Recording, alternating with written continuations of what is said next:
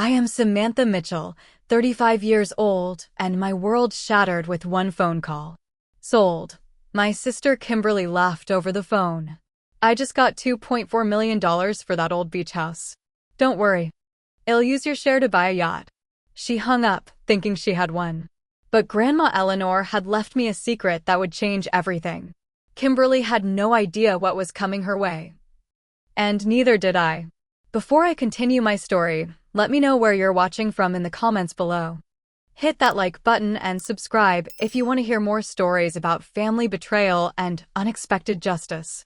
Growing up, our grandmother Eleanor Mitchell was the cornerstone of our family.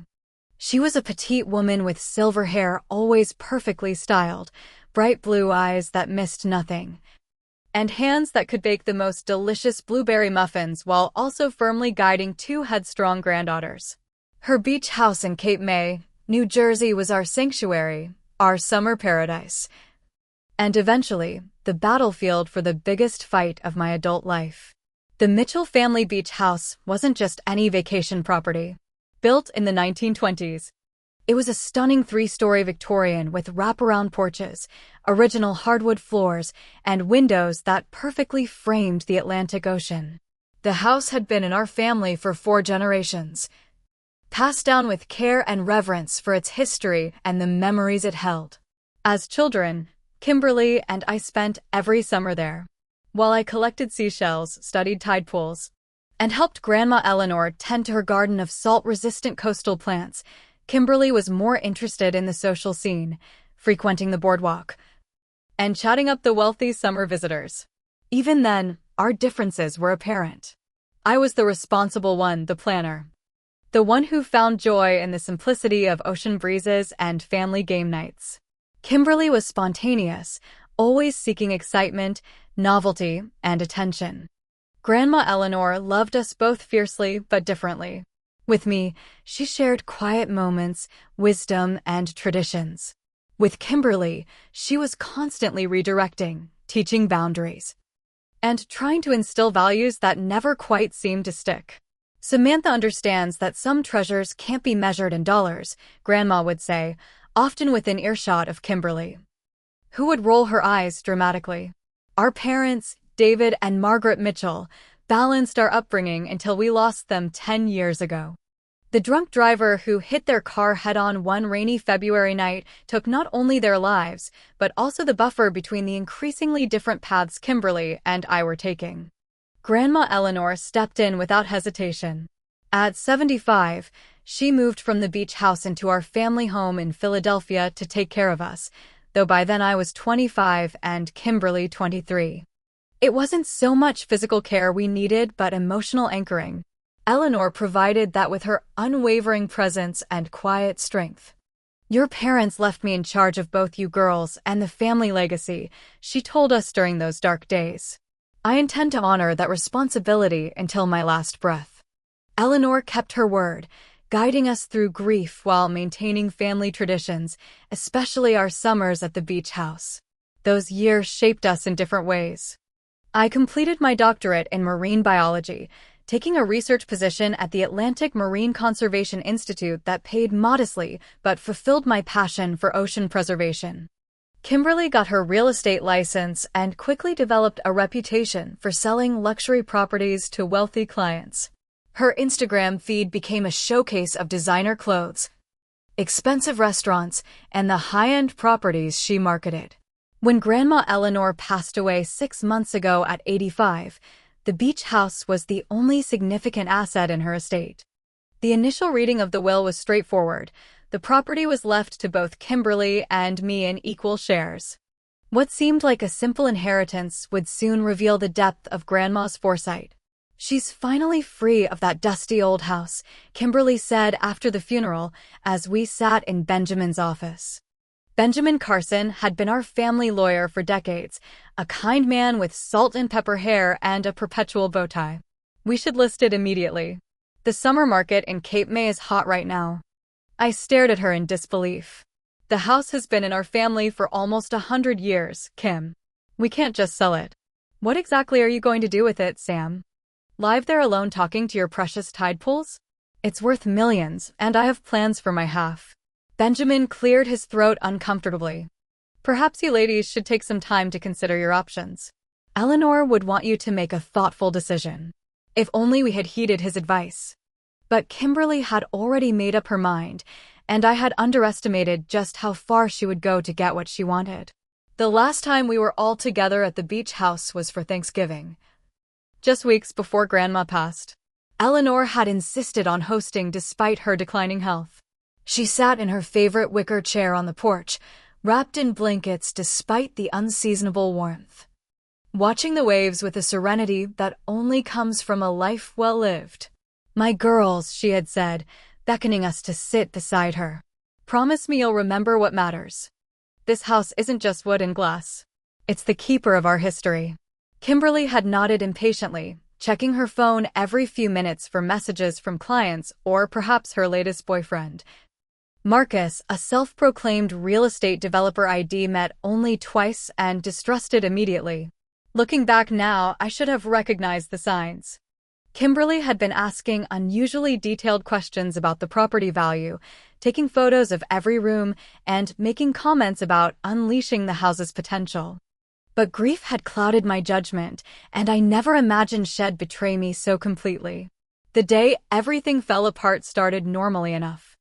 I was setting up equipment in my lab at the Atlantic Marine Conservation Institute, preparing to analyze samples from a potentially threatened coral reef, when my phone rang. Seeing Kimberly's name on the screen, I almost let it go to voicemail. Our conversations lately had devolved into arguments about the beach house.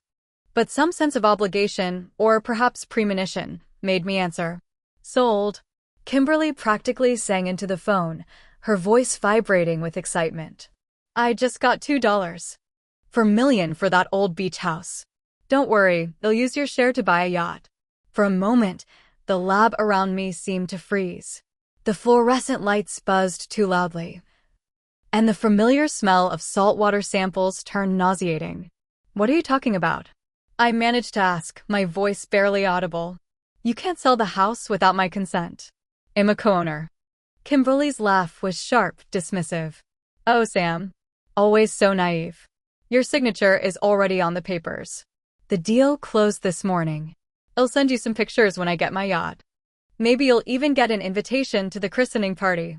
Before I could respond, she hung up. My hands trembled so violently that I dropped the phone onto the lab table, narrowly missing a tray of specimen slides. "Sam? Are you okay?" My colleague Jessica appeared at my side, her face creased with concern. "You look like you've seen a ghost." "I need to go," I whispered, already untying my lab coat. "Family emergency." The next hour passed in a blur.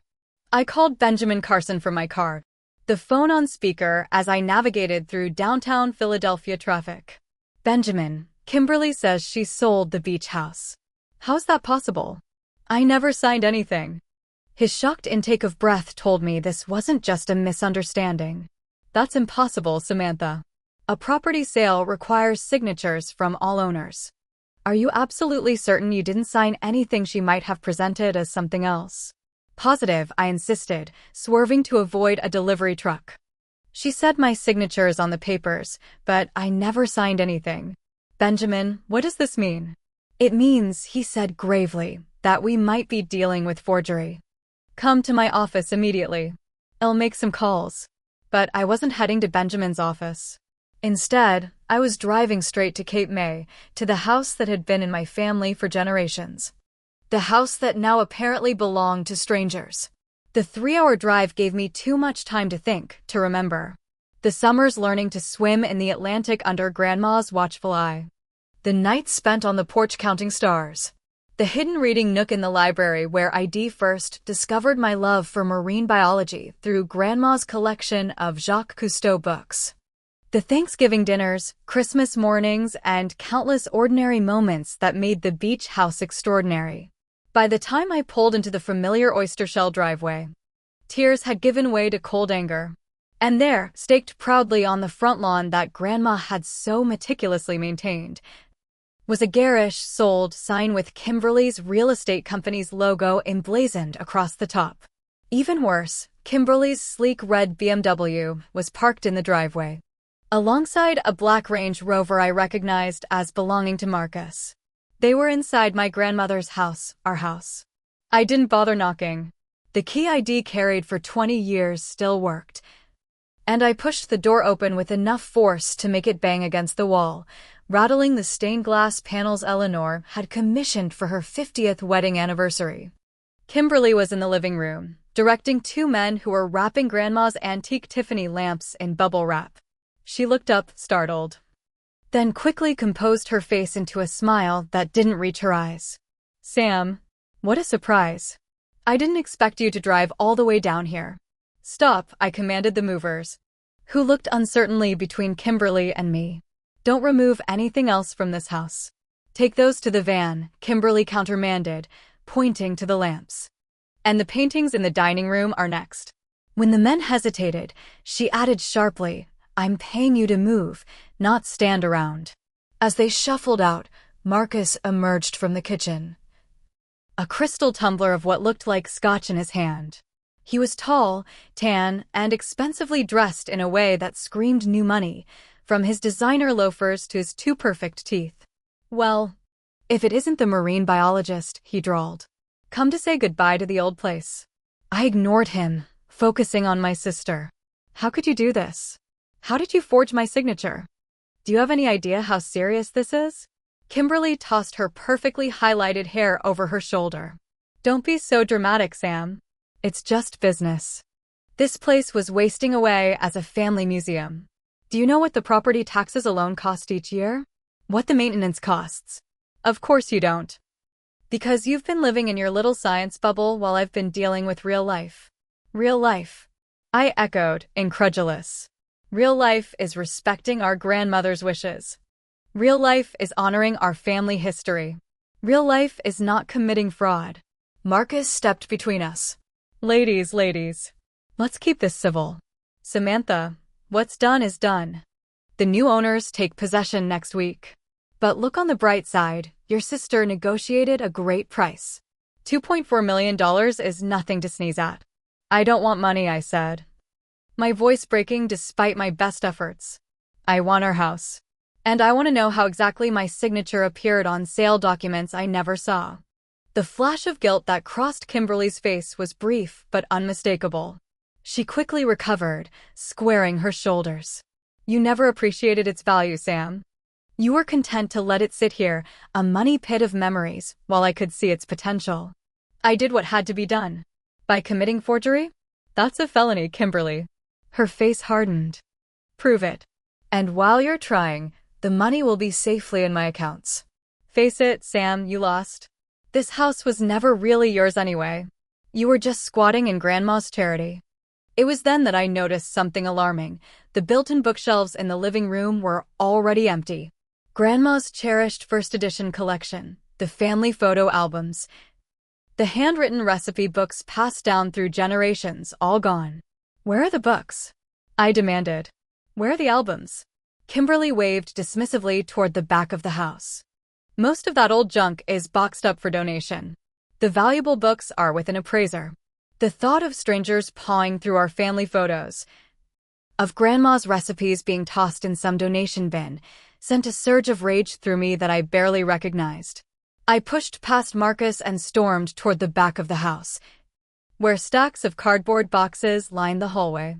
I had just started tearing open the nearest box when strong hands gripped my arms from behind. "That's enough," Marcus said, his voice low and threatening. "Time for you to leave." "Get your hands off me," I hissed, struggling against his grip. "This is still legally my house too. Not according to the paperwork," he replied, beginning to push me toward the front door. "And the new owners want to appreciate a scene." I fought back, but Marcus was much stronger.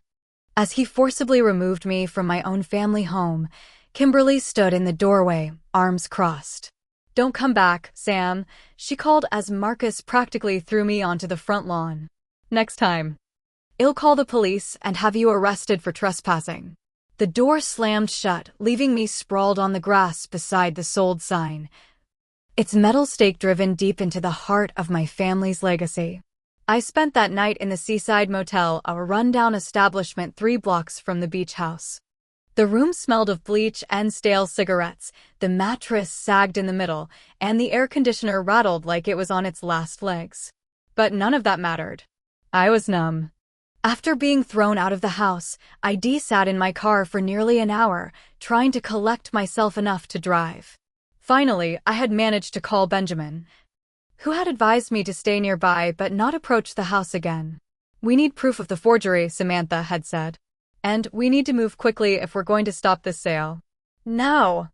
Sitting cross-legged on the motel bed, I spread out the few mementos I'd managed to grab from my car, a small shell collection ID kept in the glove compartment, a faded Polaroid of Grandma Eleanor and me on the beach, and an old copy of The Sea Around Us by Rachel Carson that Grandma had given me for my 16th birthday. The book had been a fixture in my childhood bedroom at the beach house. I'd brought it to my apartment in Philadelphia years ago, but always returned it to the beach house bookshelf during summer visits, considering it part of the house's soul. Now, it might be the only piece of that library I'd ever see again. I opened the book, running my fingers over the inscription, "To my Samantha, who sees the wonder in every tide pool. Love, Grandma Eleanor." A small envelope slipped from between the pages, something I'd never noticed before.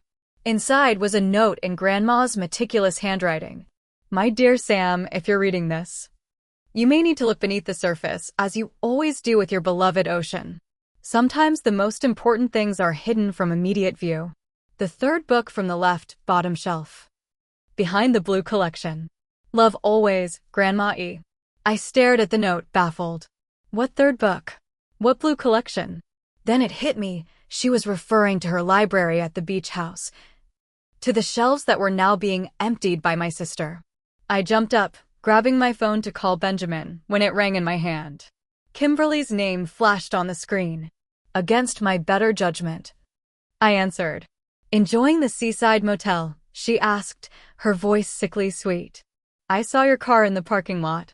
Very downmarket for a Mitchell, don't you think?" "What do you want, Kimberly?" "Just to give you a friendly warning. Marcus has friends at the Cape May PD. If you try anything, cause any trouble with the sale, you'll regret it." "Is that a threat?" "Call it a reality check. The beach house is sold. The money will be in my account by next week. End of story." "Why do you need the money so badly?" I asked, suddenly realizing there had to be more to this. Kimberly made good money selling real estate. What's really going on? The silence that followed was telling. When she finally spoke, her voice had lost some of its edge. "Not all of us can live on a researcher's salary, content with a one-bedroom apartment and no social life. Some of us have real expenses." "Like what? Designer handbags? Marcus gambling debts?" Another pause, longer this time. "You don't know anything about my life, Sam. Then tell me. Help me understand why you're throwing away our family history." For a moment, I thought I'd gotten through to her. Then I heard Marcus' voice in the background, sharp and commanding, though I couldn't make out the words. "I have to go," Kimberly said abruptly. "Stay away from the house, Sam. I'm not kidding about the police." The line went dead, leaving me with more questions than answers. But one thing was becoming clear: Kimberly was under pressure, and Marcus was at the center of it. I tried to sleep but gave up around dawn. Instead, I drove to a local coffee shop that opened early for the fishing crowd and called Benjamin from the parking lot. "I've been doing some digging," he said without preamble when he answered. "The company that bought the house is called Oceanview Holdings LLC. It's a shell company, Sam, registered just 3 weeks ago." "Let me guess," I said, watching the sun rise over the distant ocean. "Marcus is involved. He's not listed on the paperwork, but the registered agent is a law firm that has represented him in other real estate transactions. And there's more. I have a contact at Cape May County Bank. Kimberly has been in serious financial trouble for months. Maxed out credit cards, missed mortgage payments on her condo. She's on the brink of bankruptcy." The pieces were starting to fit together. "So she sells our family home to her boyfriend's company, probably at below market value, to get fast cash. That appears to be the plan. But if we can prove your signature was forged, we can void the sale. The problem is, these things take time, and from what you've told me, they're emptying the house quickly." I thought of Grandma's note. Benjamin, I need to get back into that house. There's something Grandma wanted me to find. Absolutely not, he said firmly. Breaking in would only hurt our case. Meet me at my office in Philadelphia this afternoon. I have an idea. After promising to drive back to the city, I headed for one more stop, the beach. The stretch of sand in front of our family home had been my thinking spot since childhood. I needed the sea air to clear my head. I parked a few blocks away and approached on foot. Staying on the public beach. The house was visible from the shore, its Victorian turrets and wraparound porch unmistakable even among the other grand homes. Through the large windows, I could see people moving about inside, Kimberly and Marcus, directing the continued packing. A large moving van was now parked in the driveway. They were working fast. As I watched from a distance, a familiar figure emerged onto the porch. Bernard, the caretaker who'd maintained the property for decades, had known me since I was a child. I waved, and after a moment's hesitation, he made his way down to the beach to meet me. "Miss Samantha," he said sadly, his weathered face creased with concern. "I've been trying to reach you. They're taking everything." "I know. Bernard. I was there yesterday. My sister claims she sold the house." Bernard shook his head. "Something ain't right about it. That man she's with, he was here last month taking pictures, measuring rooms when Miss Kimberly thought I wasn't around. And last week, they had some fancy document people here, looking at papers in the library." "Document people? Men in suits? Looking at the old papers in your grandmother's desk?" Miss Kimberly said they were appraisers, but they didn't look at nothing but papers. A chill ran through me despite the morning sun. "Bernard, did my grandmother ever mention anything about something hidden in the library? Something in the bookshelves?" His eyes widened slightly. "The blue books? The ones she never let nobody touch?" My heart raced. "Yes, the blue collection. What do you know about them?" Bernard glanced back at the house nervously. "They ain't there no more. Miss Kimberly had me take all the books to her car yesterday. Said they were going to a special collector." He lowered his voice. "But I saved one. The one your grandma always said was special.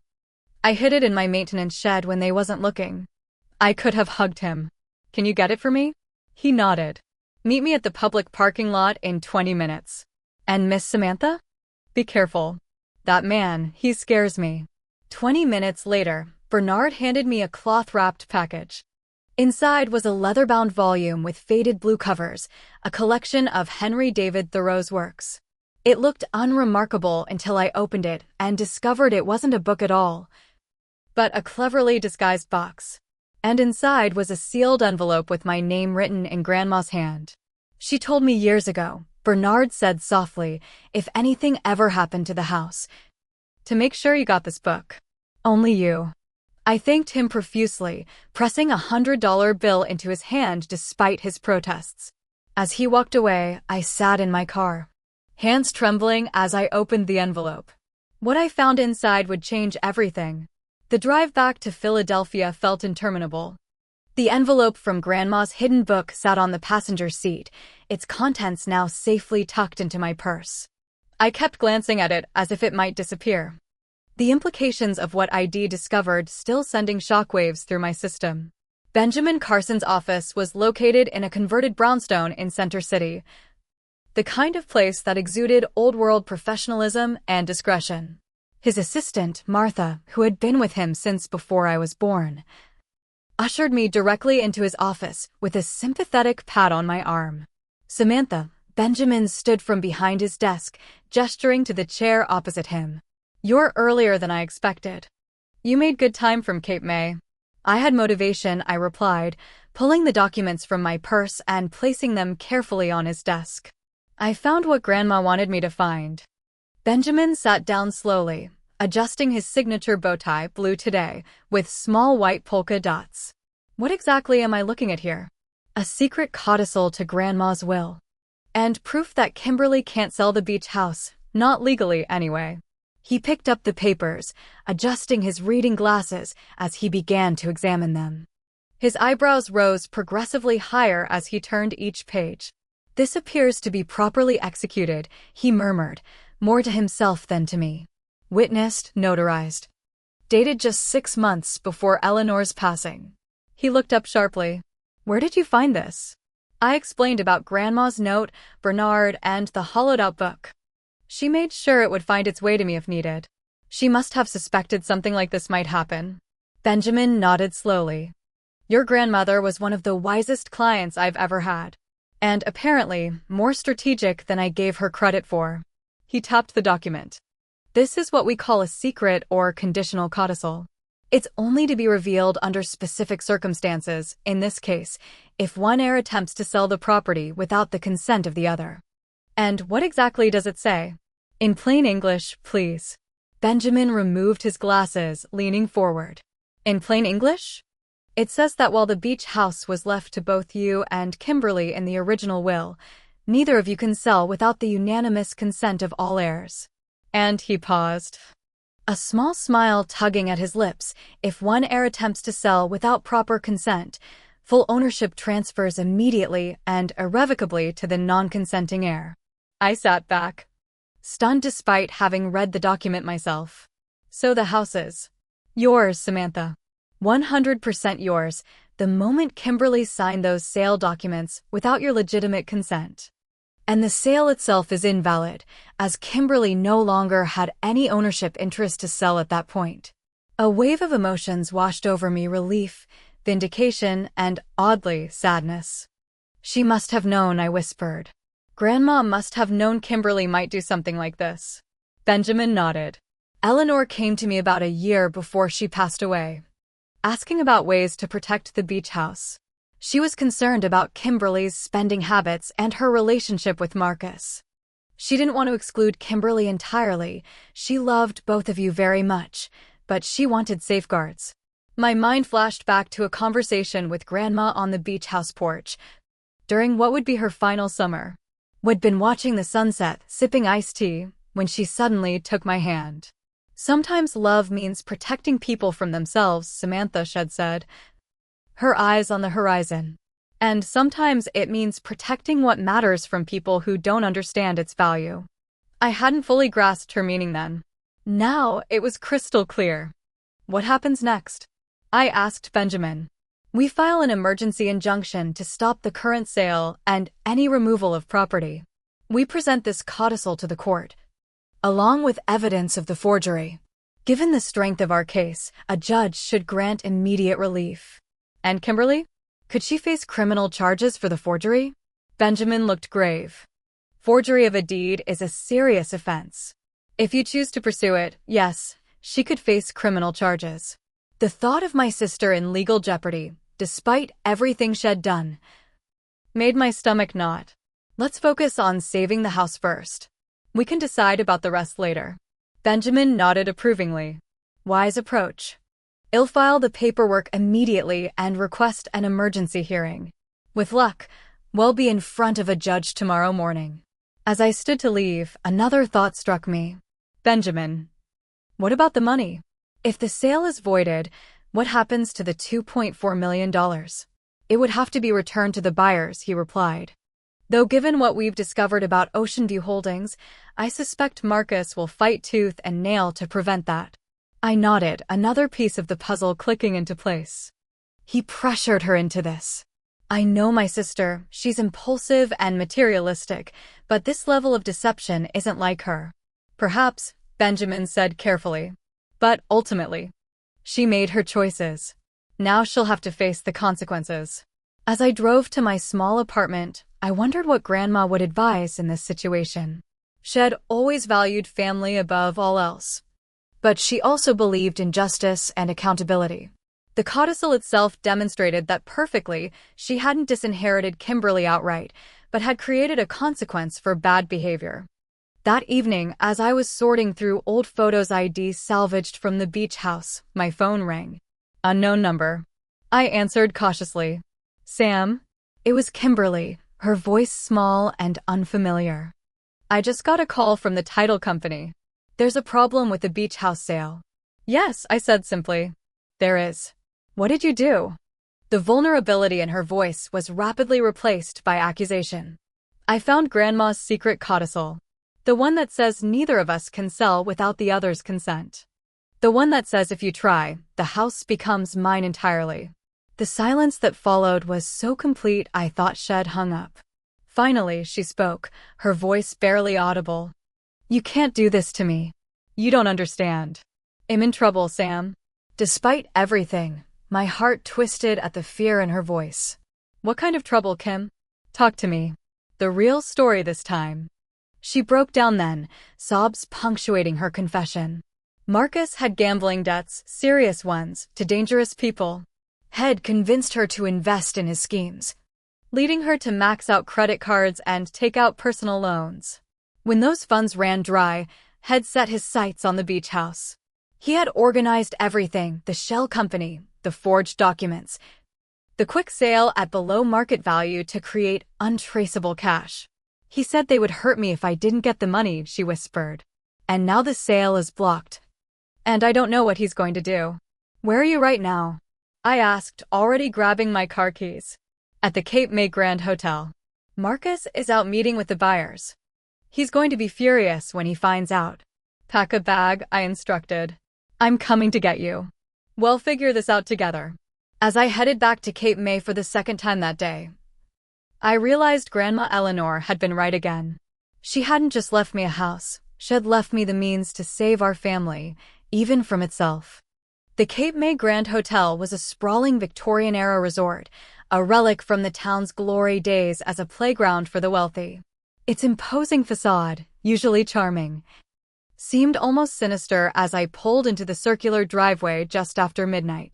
The night clerk raised an eyebrow at my disheveled appearance, but directed me to room 412 without comment. I knocked softly. Kim? It's me. The door opened a crack, revealing my sister's face, tear-streaked and devoid of her usual perfect makeup. Without a word, she pulled me inside and collapsed against me in a hug that took me by surprise. I couldn't remember the last time we'd embraced. He wants to kill me, she whispered against my shoulder. When he found out the sale was blocked, he completely lost it. Threw a vase at the wall, said ID ruined everything. I guided her to sit on the edge of the bed. A single suitcase stood by the door, hastily packed judging by the clothes spilling from its edges. Where is he now? I don't know. He stormed out about an hour ago. Said he was going to fix things. Her voice dropped even lower. He has a gun, Sam. A chill ran through me. This was escalating beyond family drama into something potentially dangerous. We need to get you out of here. Grab your bag. Where will we go? He knows where you live. I considered our options. I'll call Emily. Emily Winters had been my best friend since college. She had a guest house behind her home in the Philadelphia suburbs.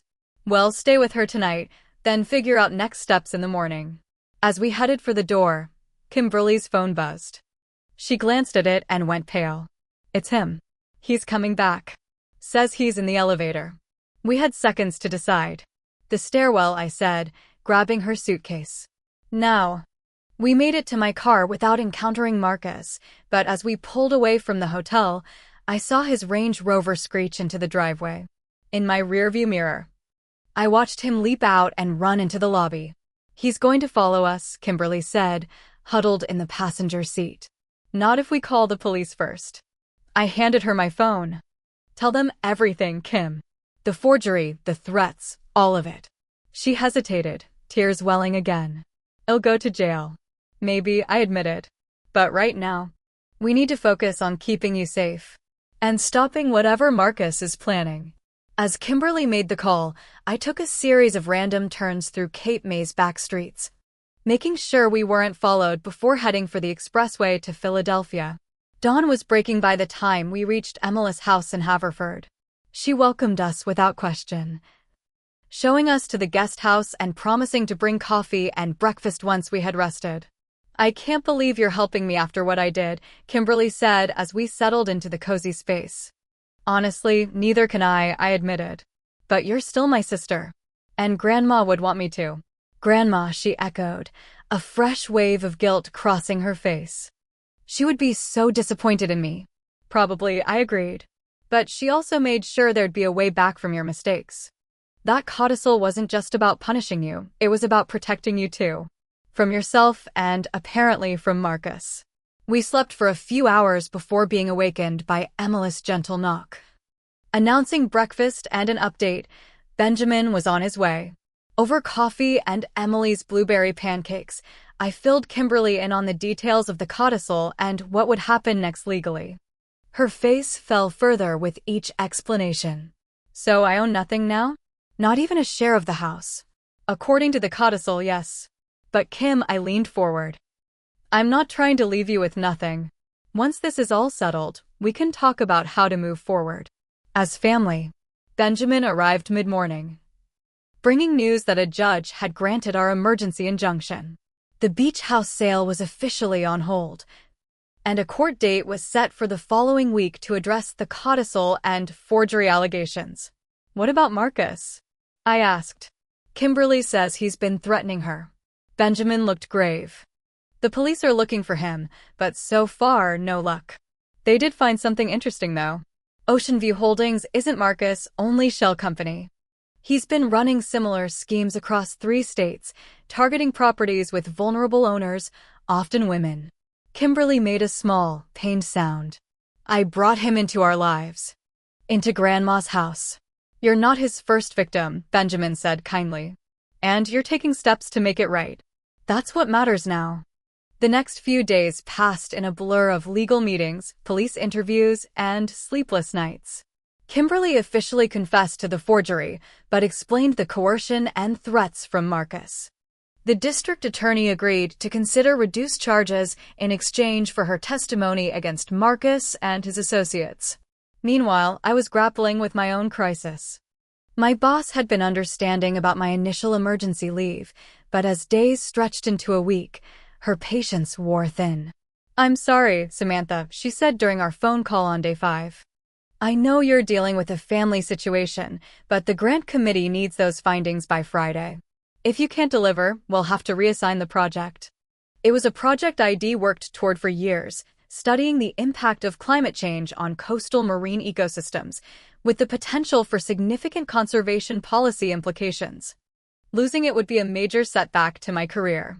I sat on Emily's back porch that evening, watching the sunset and feeling torn between family obligation and professional responsibility.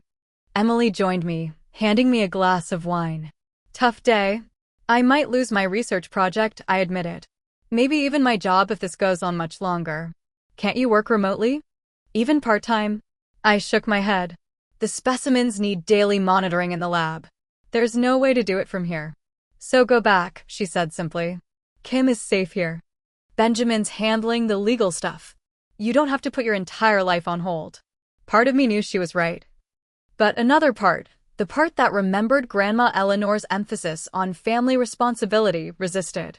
I can't abandon her now. It's not abandonment to maintain your own life while helping someone else rebuild theirs, Emily pointed out. In fact, it's probably healthier for both of you. That night, as I tried to sleep on the guest house sofa I'd given Kimberly the bedroom, I found myself thinking about balance and boundaries, concepts I'd always struggled with when it came to my sister. The next morning, I received a text from Bernard, the beach house caretaker. Police here. Man broke in last night. Took things from the library. Marcus had returned to the beach house. I called the Cape May police immediately, learning that Marcus had indeed broken into the property, apparently searching for something specific. Head emptied the drawers in Grandma's desk and removed several boxes of documents. He's looking for the codicil, I realized aloud to Kimberly after updating her. He doesn't know we already found it. Or he's looking for other documents, she said, her face pale. Sam, there's something else I haven't told you. Before Grandma died, Marcus convinced me to look through her financial papers. He said we should know what we were inheriting. I found bank statements showing offshore accounts. Substantial ones. I stared at her, dumbfounded. Grandma didn't have offshore accounts. That's what I thought too. But the statements looked real. Marcus got very excited about them. Kept asking if there were account numbers or passwords. A sickening realization dawned on me. He planted those documents for you to find. He's been planning this for months. Before Kimberly could respond, my phone rang again. It was Benjamin. "We have a problem," he said without preamble. Marcus's attorney just filed a countersuit.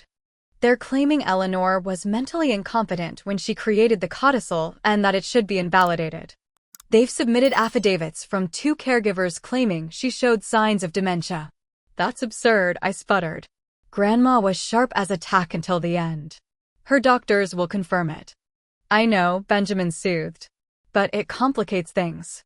The court hearing has been pushed back a week while these new allegations are reviewed. Another week. My research project would definitely be reassigned. And Marcus would have more time to cover his tracks or worse, find a way to get to Kimberly." That night, I couldn't sleep at all. Around 3 a.m., I went to check on Kimberly and found her bedroom empty. Panic seized me until I spotted her silhouette on the back porch, illuminated by the security light. She was holding something, a small book. As I approached, I recognized it as one of Grandma's journals. Kimberly had somehow salvaged it from the beach house. "I found it when I was packing," she explained, not looking up. "I took it because I wanted something of hers. Something personal." I sat beside her, saying nothing. "She writes about us," Kimberly continued, her voice thick. "About how different we are. How she worried about me." She finally looked up, her eyes shining with tears. "She knew, Sam. She knew I was reckless with money, that I chose the wrong men. She tried to warn me so many times, and I never listened." I gently took the journal, scanning the page she'd been reading. Grandma's elegant handwriting filled the page. "My 2 granddaughters are as different as the sun and moon, yet I love them equally, completely. Samantha sees value in knowledge, in preservation, in the quiet moments that others overlook. Kimberly seeks excitement, validation, the rush of new experiences. I worry that her search for external happiness blinds her to the joy already surrounding her. How do I teach her that the most precious inheritances aren't those that can be spent?" A tear splashed onto the page, and I realized it was my own. "She understood us both," I whispered. "Better than we understood ourselves," Kimberly agreed. She took a deep breath. "I'm going to testify against Marcus. Fully cooperate. Whatever happens to me legally, I deserve it. But I want to make this right, Sam. For Grandma. For you." In that moment, sitting in the pre-dawn light with my sister, I glimpsed what Grandma Eleanor had always hoped for, that when it truly mattered, family would transcend conflicts. That we would find our way back to each other. The path forward was still uncertain, fraught with legal battles and personal challenges. But for the first time since this ordeal began, I felt something like hope. The Cape May County Courthouse stood imposingly against the clear blue October sky, its red brick facade and white columns projecting an aura of immutable justice. Inside, however, the atmosphere was tense and uncertain as we prepared for the hearing that would determine the fate of our family home. 2 weeks had passed since Kimberly's confession. In that time, Marcus had been arrested attempting to cross the Canadian border. The forgery investigation had expanded to include his other real estate schemes, and I had, unfortunately but inevitably, been removed from my research project at work. "You look tired," Benjamin commented as we waited in the hallway outside courtroom C. He'd insisted I wear a conservative navy suit, while Kimberly was dressed similarly in charcoal gray, a far cry from her usual flashy style. "Haven't been sleeping well," I admitted. The statement of the century. Between the stress of the hearing, worrying about my job prospects, and the emotional roller coaster of reconciling with Kimberly while still processing her betrayal, sleep had become a luxury I couldn't afford. Kimberly sat slightly apart from us, reviewing her prepared statement with her own attorney, a young woman named Diane Powell whom Benjamin had recommended. Though we'd been staying together at Emily's guest house, a certain awkwardness remained between us, the tentative fragility of a relationship being rebuilt from its foundation. "All rise." The bailiff's command sent us scrambling to our feet as Judge Harriet Watkins entered the courtroom. A small, stern-looking woman with silver hair pulled into a tight bun. She had a reputation for no-nonsense efficiency and unerring fairness. "Be seated," she instructed, adjusting her glasses as she reviewed the file before her. "Mitchell versus Mitchell and Ocean View Holdings, LLC. What a tangled web we have here." The next hour passed in a blur of legal arguments. Benjamin presented the codicil, explaining its provisions and validity. Marcus's attorney, a slick man named Preston Ward, countered with claims about Eleanor's mental state and allegations that the codicil had been fabricated after her death. "Your Honor," Ward said smoothly, "we have affidavits from Mrs. Mitchell's home health aides indicating significant cognitive decline in her final months." "Objection," Benjamin countered immediately. "These so-called aides were only employed for 3 weeks.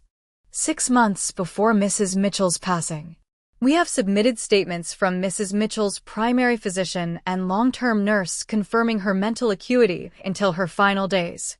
Judge Watkins nodded. "I've reviewed those statements, Mr. Carson. I'm inclined to give them more weight than temporary caregivers." She turned to Ward. "Unless you have more compelling evidence of incompetence, I suggest you move on." Ward shifted tactics, attacking the codicil itself. "Even if we accept its authenticity, Your Honor, this document represents an unreasonable restriction on Ms. Kimberly Mitchell's property rights. It effectively creates a trap designed to disinherit her." "It does no such thing," Benjamin replied calmly. "It simply establishes conditions for the property's sale, conditions Ms. Kimberly Mitchell chose to violate. Furthermore, the codicil was created to protect the family property from exactly the kind of fraudulent scheme we've uncovered here." The judge's gaze shifted to Kimberly. "Ms. Mitchell, you've admitted to forging your sister's signature on the sale documents. Would you like to explain your actions to the court?" Kimberly rose slowly, her hands trembling slightly as she approached the witness stand. After being sworn in, she took a deep breath and began her testimony. "I was wrong," she said simply, her voice stronger than I'd expected. "I was in financial trouble, much of it self-created through poor decisions. When Marcus Harrington came into my life, he seemed like the answer to my problems. Successful, connected, charming." She paused, swallowing hard. "He identified the beach house as an asset we could liquidate." Those were his words. At first, I resisted. Despite our differences, I knew what the house meant to my sister, to our family. "What changed your mind?" the judge prompted. "Marcus's debts. He owed money to dangerous people. He convinced me they would hurt us if he didn't pay. He orchestrated everything, the shell company, the quick sale, the document forgery. I'm not excusing what I did," she added quickly. "I made choices. Terrible ones. But I was also manipulated by someone who specialized in finding vulnerable people and exploiting them." As Kimberly continued her testimony, detailing how Marcus had isolated her from friends and family while encouraging her financial dependence on him, I found myself feeling an unexpected emotion: empathy. The sister I'd written off as selfish and materialistic had been caught in a predator's web, one partly of her own making, but no less dangerous. Ward attempted to discredit Kimberly's testimony during cross-examination, suggesting she was lying to save herself, but her answers remained consistent and forthright. When asked why she hadn't come to me for help with her financial troubles, her response brought tears to my eyes. "Because I was ashamed," she said quietly. "Samantha has always been the responsible one, the one who makes good choices. I couldn't bear for her to see how badly I'd failed. And honestly, I was jealous of her. Not of her money, she doesn't have much, but of her certainty, her purpose. It was easier to resent her than to admit I'd lost my way." After Kimberly's testimony, Benjamin called an unexpected witness, Bernard Jenkins, the beach house caretaker. Bernard confirmed finding Marcus photographing documents in Eleanor's study months before her death and recounted conversations with Eleanor about her concerns regarding Kimberly's relationship with Marcus. "Mrs. Eleanor, she was worried," Bernard testified in his dignified manner. "Said that man was a snake oil salesman. She asked me to keep an eye on things if anything happened to her. Said she'd made arrangements to protect the house and Miss Samantha." The final nail in Marcus's legal coffin came from a forensic accountant who testified about the complex web of shell companies Marcus had used in similar schemes across multiple states. The pattern was always the same: identify properties with vulnerable owners, create artificial debt pressure, force a quick sale to his own entities, then flip the properties for substantial profit. By the time the evidence presentation concluded, even Ward looked defeated. Judge Watkins called a brief recess before rendering her decision. And I found myself standing awkwardly beside Kimberly in the courthouse corridor. "You did well in there," I offered. "That couldn't have been easy." She gave me a wan smile. "Easiest thing I've done in years, actually." Finally telling the truth. "Kim, about what you said about being jealous. I had no idea." She shrugged. "How could you? I never showed it. Just kept competing in all the wrong ways, bigger house, fancier car, designer, everything. As if any of that would fill the emptiness." She met my eyes directly. "I'm sorry, Sam. For everything. Not just the house." Before I could respond, we were called back into the courtroom. Judge Watkins wasted no time delivering her ruling. Having reviewed all evidence and testimony, this court finds the codicil to Eleanor Mitchell's will valid and enforceable. Consequently, Kimberly Mitchell's attempt to sell the property without her sister's consent automatically transferred full ownership to Samantha Mitchell, as stipulated in the codicil's terms. The sale to Ocean View Holdings is hereby voided. Relief flooded through me, so intense I had to grip the table to steady myself. But the judge wasn't finished. "As to the matter of forgery, this court takes such actions very seriously. However, given Ms. Kimberly Mitchell's cooperation, her testimony against Mr. Harrington, and the evident coercion involved, I am inclined toward leniency. Ms. Mitchell, you will serve 2 years of probation and perform 500 hours of community service. Additionally, you will complete financial counseling and continue therapy." The judge looked at each of us in turn. "Let me be clear. What happened here, the forgery, the fraud, the family deception, is reprehensible. But I also recognize the extraordinary circumstances and the steps toward redemption already taken. This family has suffered enough division. Perhaps it's time for healing." With a final bang of her gavel, it was over. The beach house was saved, fully mine now according to Grandma's wishes. Kimberly had avoided jail time but faced consequences designed for rehabilitation rather than punishment. And Marcus, whose bail had been denied, awaited multiple federal charges for fraud, money laundering, and conspiracy. Outside the courthouse, reporters had gathered, alerted to the juicy family drama involving valuable real estate and criminal charges. Benjamin shepherded us through the crowd with minimal comment, promising a formal statement later. As we reached the parking lot, Kimberly touched my arm. "What happens now?" It was the question I'd been asking myself for weeks. What had happened now? The beach house was mine, but my job was likely gone.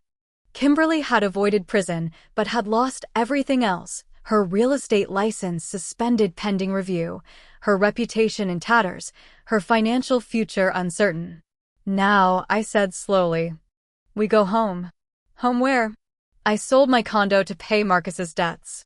I looked at her, this sister I'd alternately loved, envied, resented, and pitted throughout our lives. "The beach house, Kim." "We go to the beach house." For the first time in months, perhaps years, I saw genuine hope in my sister's eyes. 6 months can change everything. As I sat on the wraparound porch of our family beach house, watching the April waves crash against the shore, this truth resonated deeply. Half a year since the courthouse drama, and our lives had transformed in ways I never could have imagined that fraught autumn day. The beach house itself had undergone a remarkable resurrection.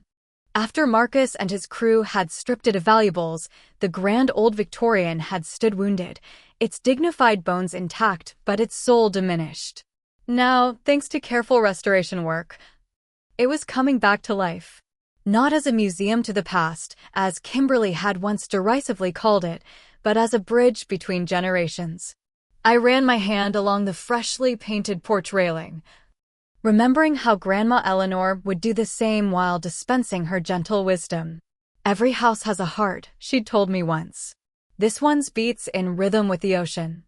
The sound of laughter drifted through the open windows, Kimberly, leading a tour group through the first floor. This was perhaps the most unexpected development of all. The Mitchell Family Marine Education Center now occupied the entire first floor of the beach house, offering programs for local schools and tourists interested in coastal ecology. And my once materialistic sister had discovered an unexpected talent for environmental education. Kimberly's transformation hadn't been instantaneous or easy. The first months of her probation had been rocky: withdrawal from her luxury lifestyle, the humiliation of community service, the painful work of therapy. She'd relapsed twice. Attempting to contact Marcus despite the restraining order, convinced she could fix things. Both times, I'd found her curled in tears on the beach, the same refrain on her lips. I don't know who I am without all the things I thought defined me. Her turning point came during a beach cleanup she was required to perform as part of her community service. She'd found a young seagull entangled in plastic waste, its wing injured, but its spirit fighting. Something about that bird's plight had pierced her carefully constructed walls. She'd brought it to me, tears streaming down her face, demanding we save it. We did. And in nurturing that injured creature back to health, Kimberly began her own healing. The sound of the front door opening interrupted my reflections. Kimberly emerged onto the porch, her hair pulled back in a simple ponytail. Dressed in jeans and a sweatshirt emblazoned with the Education Center's logo, a far cry from the designer wardrobe she'd once considered essential. The fourth graders from West Cape May Elementary are officially marine conservation converts, she announced, dropping into the chair beside me. One little boy asked if he could sleep here to protect the horseshoe crabs during mating season. I laughed. Future marine biologist in the making. Speaking of which, how's the new research project going? This was another unexpected blessing. After losing my position at the Atlantic Marine Conservation Institute, I'd spent weeks convinced my career was over. Then, out of nowhere, I'd received a call from the National Oceanic and Atmospheric Administration. They were establishing a new research initiative focusing on climate change impacts on the Atlantic coast and wanted me to lead the Cape May station, which would be headquartered in our education center. It's promising, I replied. The preliminary data on saltmarsh restoration is better than we expected. We might actually be making a difference. Kimberly nodded, gazing out at the ocean. Grandma would be proud, you know. Of both of us, I think. I followed her gaze to the horizon, where sea met sky in an indistinct blue line. I found something yesterday, while organizing her books. I think you should see it. From my pocket, I withdrew a small envelope, yellowed with age. It was tucked inside her copy of Gift from the Sea by Anne Morrow Lindbergh. Kimberly took it carefully, her expression curious. Inside was a single sheet of paper, dated 3 weeks before Grandma's death, written in her unmistakable handwriting. My dearest granddaughters, if you're reading this, then the storm I foresaw has come and gone. I have watched you both all your lives, different as day and night, yet carrying the same Mitchell blood, the same capacity for love and growth. Samantha, my study one. You understand the value of roots, of history, of patient observation.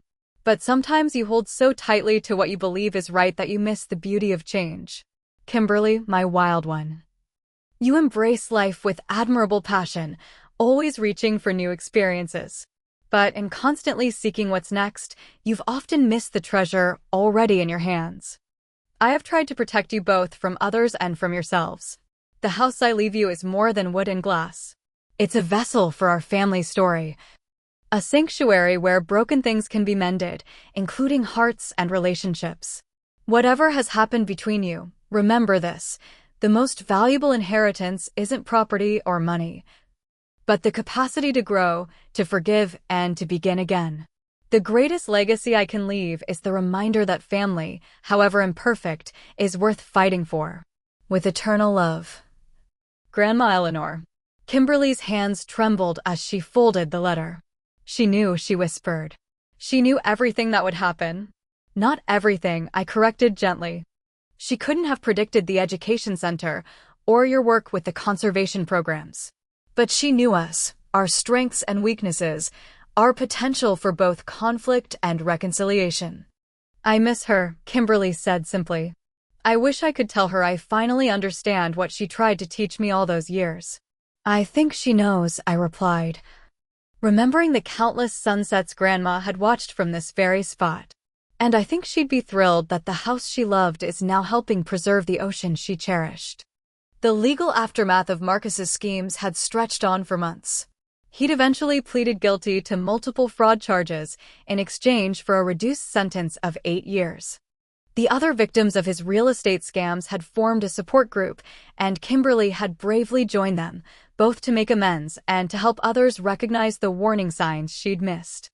The money from the voided sale had been returned to Ocean View Holdings, which had promptly dissolved as its owners, Marcus's silent partners, sought to distance themselves from the scandal.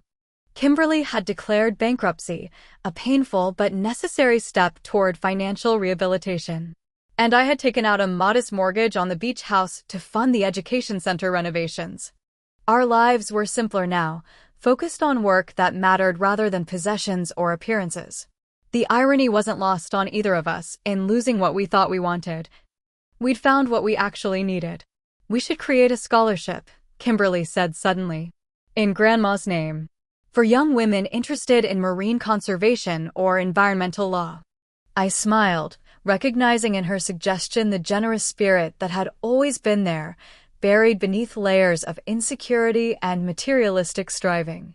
That's a wonderful idea. We could use part of the rental income from the third floor. We converted the top floor of the house into a vacation rental, providing both income for the education center and an opportunity for others to experience the magic of the property that had shaped our lives. As the sun began its descent toward the horizon, painting the sky in shades of gold and pink, I thought about the journey that had brought us here. A betrayal that could have permanently severed our relationship had instead, through Grandma's foresight and our own hard work, led to reconciliation and purpose. You know what this reminds me of? Kimberly asked, gesturing toward the sunset. What? That summer when we were kids. When you were, 10? And I was 8? Remember how Grandma would give us each a jar and send us to collect something that represented our day? The memory warmed me instantly. And you'd always come back with the flashiest shells, while I'd have some odd bit of sea glass or driftwood. But remember what Grandma said? When I made fun of your boring collections. I nodded, the words still clear decades later. The true value of a treasure isn't in how it shines, Kimberly, but in the story it tells and the lessons it teaches. We sat in companionable silence as daylight faded, the rhythmic sound of waves providing a timeless soundtrack to our thoughts. The beach house stood solid behind us, no longer a source of conflict, but a foundation for healing and growth. Thank you, Kimberly said softly, for not giving up on me, for giving me a second chance. That's what family does, I replied, echoing Grandma's philosophy. We hold space for each other to fail, learn, and try again. As stars began appearing in the darkening sky, I reflected on how Grandma Eleanor's legacy extended far beyond the physical property she'd left us. Her true bequest had been wisdom, the understanding that material possessions are temporary. But the bonds of family and the impact of how we choose to live our lives ripple outward long after we're gone. The beach house that had almost torn us apart had ultimately brought us together, stronger and wiser than before. And in saving it, we had saved ourselves and each other. Has someone in your family ever left you an unexpected gift or a lesson that changed your life? Share your story in the comments below. Don't forget to like this video and subscribe to hear more stories about family legacies and unexpected second chances. And if this story touched your heart, please share it with someone who might need a reminder that it's never too late to rebuild what seems broken. Thank you for listening. And remember, sometimes the most valuable inheritances are the ones that can't be measured in dollars.